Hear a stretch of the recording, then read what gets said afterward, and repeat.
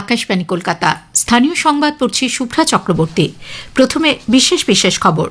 বিশ্বজুড়ে অস্থিরতা সত্ত্বেও ভারতের আর্থিক অগ্রগতি দৃঢ় ও গতিশীল রয়েছে বলে 2025-26 অর্থবর্ষের অর্থনৈতিক সমীক্ষায় সরকার জানিয়েছে। 2026-এ প্রকৃত জিডিপির হার বৃদ্ধি 7.4% হারে হওয়ার আশা। 2025 অর্থবর্ষে পণ্য পরিষেবার ক্ষেত্রে রপ্তানিতে ভারতের রেকর্ড। চলতি অর্থবছরে কৃষকদের উন্নয়নে কেন্দ্রের কৃষোন্নতি যোজনায় রাজ্য বেশ খানিকটা পিছিয়ে থাকায় কেন্দ্র অসন্তোষ প্রকাশ করেছে।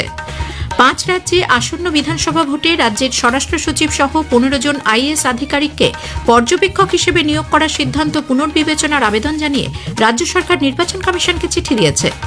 দক্ষিণ 24 পরগনার নাজিরাবাদে অগ্নিকাণ্ডের ঘটনায় এ পর্যন্ত উদ্ধার 25 জনের দেহাংশ, 27 জনের নামে নিখোঁজ ডায়েরি। মুখ্যমন্ত্রী ঘটনাস্থলে না যাওয়া নিয়ে বিরোধী দলনেতার তীব্র অসন্তোষ। পরিচালক সৌকর্য ঘোষালের পক্ষীরাজের ডিম সিনেমাটি প্রদর্শনের মধ্য দিয়ে শেষ হল দ্বাদশ কলকাতা আন্তর্জাতিক শিশু চলচ্চিত্র উৎসব। আসছে বিস্তারিত খবরে। বিশ্বজুড়ে অস্থিরতা সত্ত্বেও ভারতের অর্থনৈতিক অগ্রগতি দৃঢ় ও গতিশীল রয়েছে এবং দেশের অভ্যন্তরীণ চাহিদায় অর্থনীতির মূল চালিকা শক্তি হিসেবে কাজ করছে বলে সরকার জানিয়েছে। কেন্দ্রীয় অর্থমন্ত্রী নির্মলা সীতারামন আজ সংসদে 2025-26 অর্থবর্ষের অর্থনৈতিক সমীক্ষা পেশ করেন। ইতিবাচক অগ্রগতির কথা উল্লেখ করে তাতে জানানো হয়েছে 2026-এ প্রকৃত জিডিপির হার বৃদ্ধি হতে পারে 7.4% হারে। 2027 অর্থবর্ষে এই হার 6.8 থেকে 7.2% পর্যন্ত বাড়ার পূর্বাভাস দেওয়া হয়েছে। সমীক্ষায় অভ্যন্তরীণ চাহিদার পাশাপাশি শহরাঞ্চলে ভোগ ব্যয় বৃদ্ধি অর্থনৈতিক কর্মকাণ্ডকে আরও বাড়িয়ে তুলেছে এবং কর কাঠামো সংস্কার এই ভোগ ব্যয় বৃদ্ধিতে সহায়ক হয়েছে বলে সমীক্ষায় জানানো হয়েছে। দেশে অনুৎপাদক সম্পত্তির মোট অনুপাত বহু দশকের মধ্যে সর্বনিম্ন 2.2% দাঁড়িয়েছে। 2025 অর্থবর্ষে পণ্য পরিষেবার ক্ষেত্রে ভারতের মোট রপ্তানি রেকর্ড 8,25,300 কোটি মার্কিন ডলারে পৌঁছেছে। 3 বছর ধরে আলোচনার পর ভারত ইউরোপীয় ইউনিয়ন মুক্ত বাণিজ্য চুক্তির ঘোষণা হয়েছে বলেও সমীক্ষায় উল্লেখ করা হয়েছে। এই অর্থনৈতিক সমীক্ষা পেশ করার পর আজ লোকসভা ও রাজ্যসভার অধিবেশন দিনের মতো মুলতবি হয়ে যায়। আগামী 1 ফেব্রুয়ারি রবিবার 2026-27 অর্থবর্ষে সাধারণ বাজেট পেশ হবে। বাজেট অধিবেশনের প্রথম পর্ব চলবে 13 ফেব্রুয়ারি পর্যন্ত, দ্বিতীয় পর্ব 9 মার্চ থেকে শুরু হয়ে চলবে 2 এপ্রিল পর্যন্ত। 3 বছর আগে 6.5% থেকে ভারতের আর্থিক বৃদ্ধির হার 7% পৌঁছেছে বলে কেন্দ্রীয় সরকারের মুখ্য অর্থনৈতিক উপদেষ্টা ডক্টর ভি অনন্ত নাগেশ্বরন জানিয়েছেন। নতুন দিল্লিতে আজ অর্থনৈতিক সমীক্ষা নিয়ে কথা বলার সময় সাংবাদিকদের তিনি বলেন, কোভিডের আগে বৃদ্ধির হার ছিল 6.4%, 2025-এ 6.5 এবং এবছর 7.4-এ তা পৌঁছানোর সম্ভাবনা রয়েছে। If you look at the last few years in comparison to pre-COVID average, real GDP growth pre-COVID was 6.4% and in FY25 was 6.5, and this year, as I said, MOSPI is predicting 7.4. Private final consumption expenditure growth is 7% for this year on top of 7.2 last year, and in real terms gross fixed capital formation is going to be a lot better. রাজ্য সরকার চলতি অর্থ বছরে কৃষকদের উন্নয়নে কেন্দ্রের রাষ্ট্রীয় কৃষি বিকাশ যোজনা প্রকল্পে ভালো কাজ করলেও কৃষোন্নতি যোজনায় বেশ খানিকটা পিছিয়ে থাকায় কেন্দ্র অসন্তোষ প্রকাশ করেছে। আজ দিল্লি থেকে ভার্চুয়ালি কেন্দ্রীয় কৃষিমন্ত্রী শিবরাজ সিং চৌহান পশ্চিমবঙ্গ সহ বিভিন্ন রাজ্যের কৃষিমন্ত্রীদের সঙ্গে 2টি প্রকল্পের অগ্রগতি পর্যালোচনা করেন। রাষ্ট্রীয় কৃষি বিকাশ যোজনায় রাজ্য এ পর্যন্ত 86% কাজ সম্পূর্ণ করলেও কৃষোন্নতি যোজনায় মাত্র 37% কাজ হওয়ায় তিনি অসন্তোষ প্রকাশ করেন বলে নবান্ন সূত্রের খবর। এদিকে রাষ্ট্রীয় কৃষি বিকাশ যোজনায় কেন্দ্রীয় সরকার চলতি অর্থ বছরে প্রথম কিস্তির 220 কোটি 35 লক্ষ এবং কৃষোন্নতি যোজনার 126 কোটি 25 লক্ষ টাকা ইতোমধ্যেই বাংলাকে দিয়েছে বলে কৃষিমন্ত্রী শোভনদেব চট্টোপাধ্যায় জানিয়েছেন।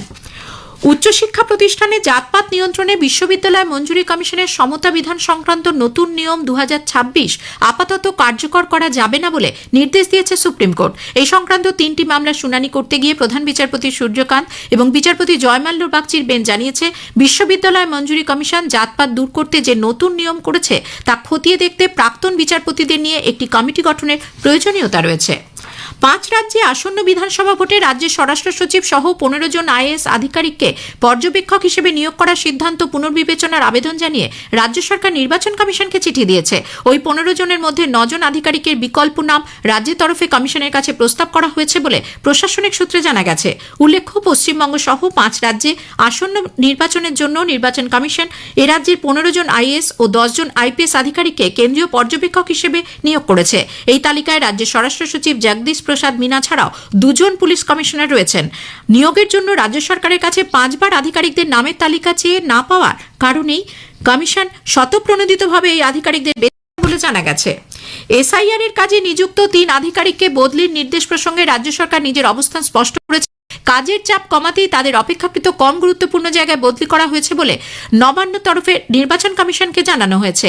উল্লেখ্য, সম্প্রতি এসআইআর প্রক্রিয়ায় রোল অবজারভার হিসেবে নিযুক্ত 3 আইএস আধিকারিক অশ্বিনী কুমার যাদব, রণধীর কুমার এবং স্মিতা পান্ডেকে রাজ্য সরকার বদলির নির্দেশ দেওয়ায় বিতর্ক সৃষ্টি হয়। উত্তর দিনাজপুর ইসলামপুর ব্লকের ধনতলা হাই স্কুলে এসআইআর এর শুনানি চলাকালীন তৃণমূল কংগ্রেস নেতাদের বিরুদ্ধে হুমকি দেওয়ার অভিযোগ উঠেছে। গতকাল শুনানি চলাকালীন ওই কেন্দ্রে উত্তর দিনাজপুর জেলা তৃণমূল কংগ্রেসের সংখ্যালঘু সেলের সভাপতি জাভেদ আক্তার কেন্দ্রের মাইক্রো অবজারভারের সঙ্গে দুর্ব্যবহার করেন। ক্যামেরাবন্দি সেই ছবি সোশ্যাল মিডিয়ায় ভাইরাল হওয়ার পরই শুরু হয় রাজনৈতিক চাপানুতর। স্থানীয় সংবাদ শুনছেন আকাশবাণী কলকাতা কেন্দ্র থেকে। এখন বিজ্ঞাপন বিরতি। বিরতির পর ফিরে এলাম স্থানীয় সংবাদে। আমাদের সংবাদ শোনা যাবে ইউটিউব চ্যানেল আকাশবাণী সংবাদ বাংলা, ফেসবুক ও ইনস্টাগ্রাম আকাশবাণী সংবাদ কলকাতা এবং এক্স হ্যান্ডেল AIR নিউজ কলকাতাতে। দক্ষিণ 24 পরগনার নাজিরাবাদে এ পর্যন্ত উদ্ধার 25 জনের দেহাংশ। এই ঘটনায় নিখোঁজ ডায়েরি হয়েছিল 27 জনের নামে। মর্মান্তিক এই অগ্নিকাণ্ডে 4 দিন পরেও আজ 2 জনের মাথার খুলে উদ্ধার হয়েছে। আজ সকাল থেকে মেশিনের সাহায্যে গুদামের টিনের দেওয়াল ও ছাদ ভাঙার কাজ শুরু হয়। সকালের দিকে ধ্বংসস্তূপ সরানোর কাজ এগোতে থাকলে পরপর উদ্ধার হতে থাকে দেহাংশ। এই অগ্নিকাণ্ডের ঘটনায় দমকল এবং ফরেন্সিক বিভাগ যৌথ তদন্তের প্রাথমিক রিপোর্ট জমা দিয়েছে। মোট 35,000 বর্গফুট আয়তনের মধ্যে মোমো কারখানাটি 8,000 বর্গফুট জুড়ে ছিল বলে রিপোর্টে উল্লেখ করা হয়েছে। এদিকে আনন্দপুরের অগ্নিকাণ্ডের ঘটনায় শাসক দল এবং প্রশাসনকেই দায়ী করেছে বিজেপি। বিরোধী দলনেতা শুভেন্দু অধিকারী আজ বিজেপি বিধায়কদের নিয়ে মিছিল করে পুলিশি অনুমতি ছাড়া এবং 163 ধারার বিধিনিষেধের মধ্যেই ঘটনাস্থল পরিদর্শন করেন। পরে সাংবাদিকদের প্রশ্নের উত্তরে তিনি অভিযোগ করেন, স্থানীয় তৃণমূল কংগ্রেস এবং থানাগুলির জন্য কলকাতা সহ শহরতলির এক বৃহত্তর অংশ যৌতুগৃহে পরিণত হয়েছে। এই মৃত্যু মিছিলের পরেও মুখ্যমন্ত্রীর ঘটনাস্থলে না যাওয়া নিয়ে প্রশ্ন তোলেন তিনি। আমরা এখানে পৌঁছালাম, পাশে দাঁড়ানোর বার্তা দিলাম। প্রত্যেকটা নিখোঁজ পরিবার আমাদের কাছে আছে। MLA অশোক দিন্দার নেতৃত্বে আমাদের টিম পুরো তাদের সঙ্গে থেকে কাজ করছে। মুখ্যমন্ত্রী তার বাড়ি থেকে 10 কিলোমিটার দূরে এই ঘটনার 3 দিন পরেও এখানে সুযোগ নিলেন না। অন্যদিকে নাজিরাবাদে কারখানায় অগ্নিকাণ্ডের ফলে শ্রমিক মৃত্যুর প্রতিবাদে বিজেপির মিছিলে অনুমতি দিয়েছে কলকাতা হাইকোর্ট। সকাল 11টা থেকে বিকেল 3:30-এর মধ্যে মিছিল শেষ করতে হবে এবং 2000-এর বেশি কর্মী সমর্থক এতে থাকতে পারবেন না বলে হাইকোর্টের নির্দেশে জানানো হয়েছে। প্রদেশ কংগ্রেসের মুখপাত্র সৌম্য আইচ রায়, AICCর সদস্য জয়ন্ত দাস সহ প্রদেশ কংগ্রেসের নেতৃত্বে আজ এক প্রতিনিধি দল নাজিরাবাদে ঘটনাস্থল পরিদর্শন করেন। দীর্ঘদিন ধরেই পূর্ব কলকাতার জলাভূমি বেআইনিভাবে দখলদারি চলছে বলে অভিযোগ কংগ্রেসের। প্রদেশ কংগ্রেসের রাজ্য সাধারণ সম্পাদক আশুতোষ চট্টোপাধ্যায়ের নেতৃত্বে আজ এক প্রতিনিধি দল এ ব্যাপারে ইস্ট কলকাতা ওয়েটল্যান্ড ম্যানেজমেন্ট অথরিটির কাছে স্মারকলিপি জমা দেয়। দক্ষিণ 24 পরগনার মথুরাপুর থানার কালিকাপুর গ্রামে খালের ধার থেকে মানুষের মাথার খুলি ও হাড় উদ্ধারকে ঘিরে চাঞ্চল্য ছড়িয়েছে। স্থানীয় বাসিন্দারা আজ খালের ধারে কঙ্কালটি দেখতে পেয়ে পুলিশে খবর দেয়। কঙ্কালটি ফরেন্সিক পরীক্ষার জন্য পাঠানো হয়েছে। ঘটনার তদন্ত শুরু করেছে মথুরাপুর থানার পুলিশ। বর্ষিয়ান বিজেপি নেতা ও কেন্দ্রীয় স্বরাষ্ট্রমন্ত্রী অমিত শাহ আগামীকাল রাজ্যে আসছেন। দলীয় সূত্রে জানা গেছে, আগামীকাল রাতে তিনি কলকাতা বিমানবন্দরে এসে পৌঁছবেন। সেখান থেকে নিউ টাউনে একটি বেসরকারি হোটেলে তিনি রাতে থাকবেন। শনিবার ব্যারাকপুরে দলীয় কর্মসূচিতে অংশ নেবেন শ্রী শাহ। পরিচালক সৌকর্য ঘোষালের পক্ষীরাজের ডিম সিনেমাটি প্রদর্শনের মধ্য দিয়ে শেষ হল দ্বাদশ কলকাতা আন্তর্জাতিক চলচ্চিত্র উৎসব। সিনেমা শুরু হওয়ার আগে সমাপ্তি অনুষ্ঠানে এই ছবির 2 শিশু শিল্পী এবং পরিচালককে সম্মাননা জানানো হয়। টানা 7 দিন ধরে রাজ্যের শিশু কিশোর একাডেমি এবং তথ্য সংস্কৃতি দপ্তরের যৌথ উদ্যোগে কলকাতার 8টি প্রেক্ষাগৃহে 32টি দেশে প্রায় 200টি ছবি দেখানো হলো। রঞ্জি ট্রফি ক্রিকেটের গ্রুপ পর্বের শেষ ম্যাচে বাংলা আজ হরিয়ানার বিরুদ্ধে প্রথম ইনিংসে 5 উইকেটে 168 রান করেছে। সুদীপ চ্যাটার্জি 78 এবং শাকির হাবিব গান্ধী 1 রানে অপরাজিত আছেন। শেষ করার আগে খবরের বিশেষ অংশ আরও একবার। বিশ্বজুড়ে অস্থিরতা সত্ত্বেও ভারতের আর্থিক অগ্রগতি দৃঢ় ও গতিশীল রয়েছে বলে 2025-26 অর্থবর্ষের অর্থনৈতিক সমীক্ষায় সরকার জানিয়েছে। স্থানীয় সংবাদ শেষ হলো।